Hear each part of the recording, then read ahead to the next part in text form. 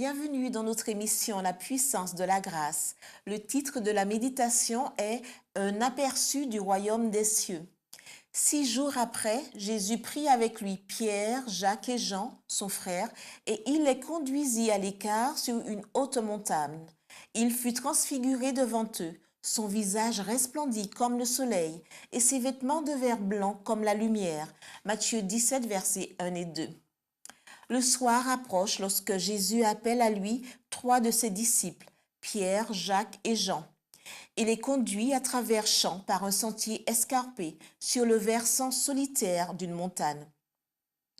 S'étant écarté quelque peu, l'homme de douleur répand ses supplications avec de grands cris et des larmes. Il demande la force de supporter l'épreuve en faveur de l'humanité. Il exprime aussi ses désirs en faveur de ses disciples, demandant que leur foi ne défaille point à l'heure de la puissance des ténèbres. L'objet actuel de la requête du Christ, c'est qu'il leur soit accordé une manifestation de la gloire qu'il avait auprès du Père avant que le monde fût, que son royaume soit révélé à des yeux humains et que ses disciples soient affermis par cette vue. Il demande qu'ils puissent assister à cette manifestation de sa divinité qui les soutiendra à l'heure de son agonie suprême en leur apportant la certitude qu'il est le Fils de Dieu et que sa mort ignominieuse fait partie du plan de la rédemption. Sa prière est entendue. Tandis qu'il est agenouillé seul sur le sol rocailleux, les cieux tout à coup s'entr'ouvrent sur les portes d'or de la cité de Dieu. Une sainte splendeur enveloppe la montagne, illuminant le Sauveur. De l'intérieur, la divinité éclate à travers l'humanité et rejoint la gloire qui vient d'en haut.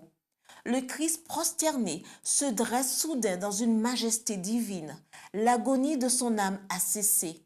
Son visage resplendit maintenant comme le soleil et ses vêtements ont la blancheur de la lumière.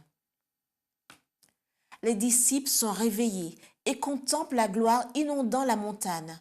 Saisis de crainte et d'étonnement, ils admirent la forme lumineuse de leur maître. 2 êtres célestes se trouvent là, s'entretenant d'une manière intime avec lui. C'est Moïse qui autrefois parla avec Dieu au Sinaï, et c'est Élie qui eut le privilège presque unique de ne pas passer par la mort.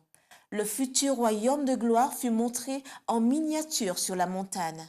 Christ le roi, Moïse le représentant des saints ressuscités, Élie celui des saints transformés. C'était notre émission La puissance de la grâce.